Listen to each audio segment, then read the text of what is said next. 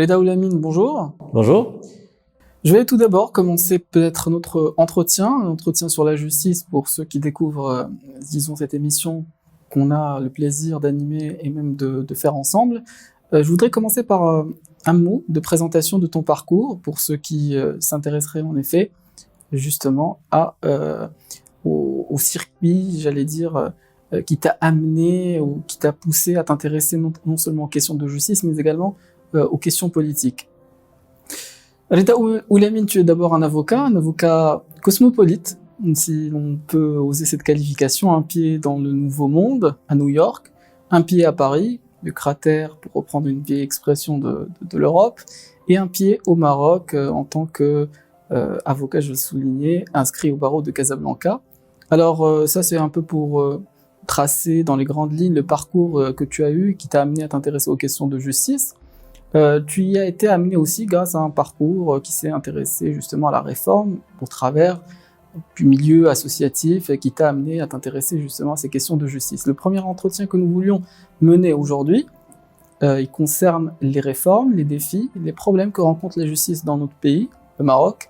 Et justement, je voulais qu'on démarre cet entretien par le fait de nous intéresser plutôt justement à ces différentes problématiques que rencontre la justice marocaine. D'abord, un constat, une évolution, une progression, une avancée. En tout cas, on voulait savoir l'avis de quelqu'un qui a été amené à pratiquer la justice dans ses différents aspects. Que faut-il dire, que faut-il penser sur l'évolution de la justice durant ces dernières années, en particulier cette transition à laquelle on fait souvent référence, des années 90 aux années 2000? Tout à fait. D'abord, merci de m'avoir invité et proposé cette émission. J'ai toujours été animé depuis mon adolescence par une soif de justice. Je pense que le métier d'avocat est une vocation. Il paraît qu'on est avocat et que donc on a un amour pour la justice. Donc c'est mon cheval de bataille. Cela dit, comme vous l'avez bien dit, j'ai fait des études de droit et j'ai pratiqué le droit à la fois aux États-Unis et puis au Maroc. Et puis, je me suis très vite intéressé à ce qui ne fonctionnait pas dans la justice marocaine. Et dans un premier temps, je l'ai fait par comparaison avec ce que j'estimais être des systèmes un peu plus avancés, notamment le système américain, qui est peut-être un peu plus développé et avancé que le système français ou le système marocain. Donc, cette comparaison qui a animé toute ma vie professionnelle a mis en exergue les problèmes de la justice au Maroc. Et effectivement, comme vous l'avez très bien dit, il y a de mauvaises nouvelles et de bonnes nouvelles. C'est la fameuse théorie du verre à moitié plein. Donc, d'un côté, sur les 20 dernières années, en fait, en gros, depuis 1999, il y a des progrès qui ont été faits. Ils sont indéniables dans beaucoup de domaines du droit et on aura l'occasion de les développer. D'un autre côté, il est temps de remettre le train des réformes en marche. Parce que, quel que soit le domaine que l'on abordera, que ce soit le droit de la famille, le droit pénal, l'organisation judiciaire ou autre, je pense qu'il ne faut pas se reposer sur ses lauriers et se dire que tout va bien. Non. Il faut avoir l'honnêteté de dire que tout ne va pas bien et que les 50% d'acquis sont améliorables. D'accord. Il y a effectivement cette évolution notable ou une différence qu'on peut établir entre la vision que l'on a de la justice avant les années 90, 99 et la justice telle qu'elle a fonctionné ou dysfonctionné, on verra, après.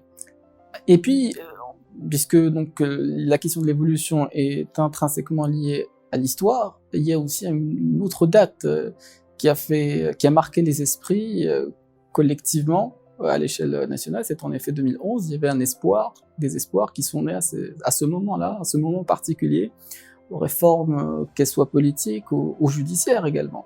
Donc parmi ce milieu judiciaire, il y avait quelques espoirs avec la nouvelle constitution, parfois disons éteints et d'autres fois rallumés, ravivés.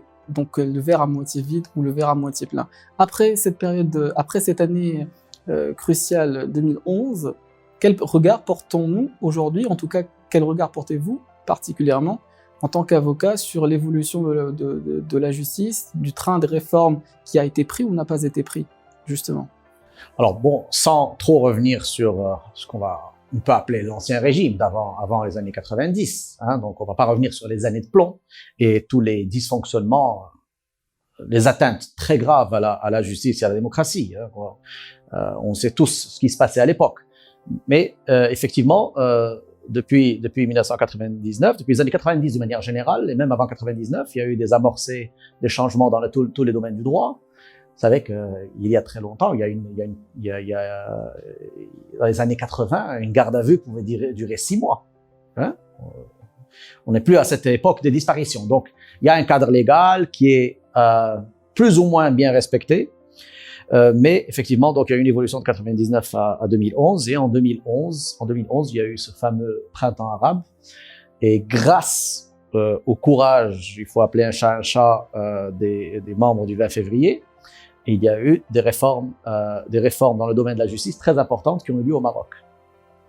Je vous rappelle que le discours du roi de mars 2011 portait principalement sur les réformes constitutionnelles et judiciaires, ce qui a abouti à la nouvelle constitution. Cette nouvelle constitution qui, au moins sur le papier, offre beaucoup de droits et de garanties aux citoyens. Donc, il y a de nouvelles dispositions qui ont été insérées dans cette constitution en ce qui concerne les droits individuels, les droits civiques, en ce qui concerne l'indépendance de la justice, qui est un thème qu'on aura l'occasion d'aborder. Et donc, cette constitution est venue renforcer les droits des citoyens et répondre à une soif de justice de la part de la population. D'accord. Soif de justice qui anime beaucoup de personnes effectivement qui s'engagent qui ont ces vocations à travailler soit en tant que juge, soit en tant qu'avocat, même si, disons, le type psychologique qui mène à l'un ou l'autre des métiers est peut-être très différent par ailleurs. Donc j'en viens peut-être à une expression que vous avez utilisée en début d'intervention, c'est celle qui consiste à se poser la question, est-ce qu'on a pris le train en marche? Est-ce que en effet, on a poursuivi le chemin des réformes ou non? C'est-à-dire après cette période de 2011 où il y avait effectivement beaucoup d'espoir, la question est de regarder le verre et se demander est-ce qu'il est à moitié plein ou est-ce qu'il est à moitié vide. Si l'on se place du point de vue de se dire en effet qu'il y a beaucoup de choses et beaucoup de chemins à parcourir encore, qu'est-ce qui empêche, qu'est-ce qui obstrue en quelque sorte? Quels sont les obstacles qu'on rencontre lorsqu'on veut améliorer ou pousser la justice à aller dans une direction qui soit meilleure? Alors, de manière générale, tout est améliorable dans la vie, mais si on reprend la métaphore du train, le train, à mon sens, à mon goût, roule trop lentement, toujours trop lentement. Il s'arrête même peut-être assez souvent. Le train de la réforme de la justice s'arrête et il est temps de l'améliorer. Si on prend l'exemple, un exemple parmi tant d'autres, le droit de la famille.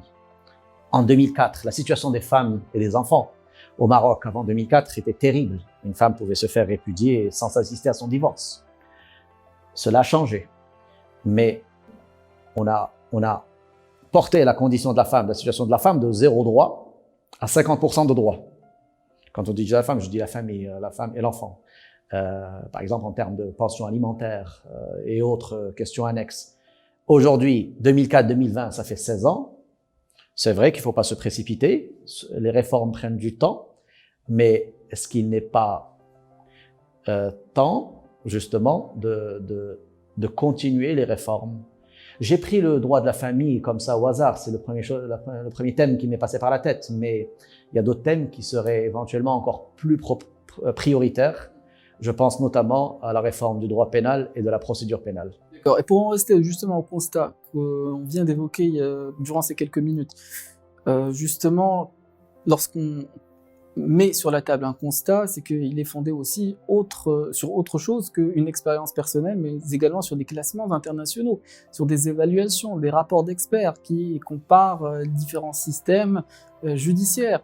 Vous avez eu l'occasion plutôt de parcourir ou d'être en contact avec différentes manières d'exercer ou d'aborder le droit et justement l'autorité judiciaire en tant qu'avocat ici au Maroc, mais également à Paris, mais aussi à New York. Donc nécessairement, on voit qu'il y a différentes approches de la justice, mais à l'échelle internationale, il y a 200 États, et puis il y a des personnes, en effet, dont c'est le métier que de comparer point par point ces systèmes judiciaires. S'il fallait se pencher sur le cas marocain, qu'en est-il de l'évaluation extérieure par des experts du classement du niveau de justice au niveau de la justice marocaine au niveau international? D'une manière générale, les organismes internationaux qualifient, et je vais vous donner les notes dans quelques secondes, mais qualifient la justice, je dirais, je la qualifierais, pour transcrire leur notation, de moyenne, voire médiocre dans certains domaines. La note globale de certains organismes qui ont pignon sur rue, tels le World Justice Project ou la Banque mondiale ou d'autres organismes internationaux, d'une manière générale, on considère que, mais vraiment schématiquement, que pour l'ensemble de la justice marocaine, sur une note de 1 à 10, 10 étant la perfection, 0 étant la note la plus mauvaise, la justice marocaine, d'une manière générale, se situe dans les 5. Et ensuite, ça peut varier par domaine. Et bizarrement, je découvrais récemment que ça ne me surprenait pas trop, mais que la justice pénale est la moins lotie, et elle se situe à une note de 3,5 sur 10 en termes de respect des droits des personnes accusées. Donc, j'allais dire en effet que l'expression le verre à moitié vide ou le verre à moitié plein est donc tout à fait justifié dans le cas marocain, étant donné la note absolument médiane des évaluations internationales sur la justice marocaine. Donc si la note est médiane et si le verre est soit à moitié vide, soit à moitié plein, il y a énormément de chemin à parcourir pour prétendre à plus de perfection. Ce fera l'objet justement de nos prochains entretiens en ce qui concerne notamment la réforme de la justice qu'on abordera justement lors de cet entretien consacré à la problématique que rencontre la justice marocaine. Tout à fait. Je voulais juste rajouter que mon objectif ici n'est pas, loin de moi cette idée, n'est pas de casser du sucre dans le dos de la justice ou de ses différents acteurs, parce qu'il ne faut pas oublier que quand on parle de justice, on a tendance à penser tribunal, juge, procureur. Non, il y a tout un monde judiciaire. Il y a des avocats qui sont également extrêmement concernés par la justice et sa réforme et sa qualité. Il y a des experts judiciaires, il y a des huissiers, il y a des policiers, les forces de l'ordre. Donc, encore une fois, l'objectif ici est d'avoir une critique constructive et d'essayer de lancer un débat ou des débats pour faire avancer les choses. Il y a d'énormes, comme dans tous les domaines, il y a du bon et du mauvais partout. Et je connais beaucoup de personnes dans ce domaine-là de la justice qui ont une énorme qualité, qui font leur travail avec abnégation, avec compassion, avec dévouement total. Mais malheureusement, il y a beaucoup aussi de bras cassés qui retardent le processus de la réforme. Il y a beaucoup de résistance. Et beaucoup de résistance et beaucoup de médiocrité, et c'est ce qu'il faut combattre. Donc, pour revenir à un résumé un petit peu introductif,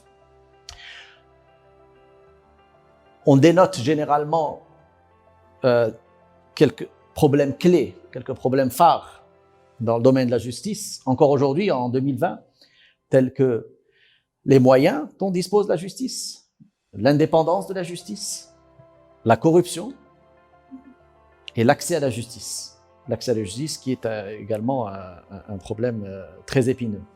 Et donc, bien sûr, il y aurait d'autres thèmes à débattre, mais vous savez, je vais vous raconter une petite anecdote. Il y a quelques années, quand je travaillais dans la réforme, dans un cadre associatif pour la réforme de la justice, j'avais rencontré un diplomate international auquel j'avais fait part de mon activité dans le domaine de la réforme de la justice.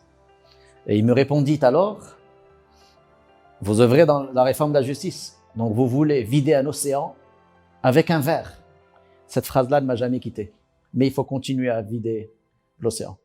Merci Rida Oulami d'avoir partagé vos vues dans ces propos introductifs. On aura l'occasion dans d'autres épisodes, en tout cas consacrés à cette réforme de la justice, pour déployer, pour développer d'autres aspects qui concernent en effet ce que vous énonciez, à savoir la volonté d'améliorer un système qui a ses avantages et aussi parfois ses défaillances. Merci à vous.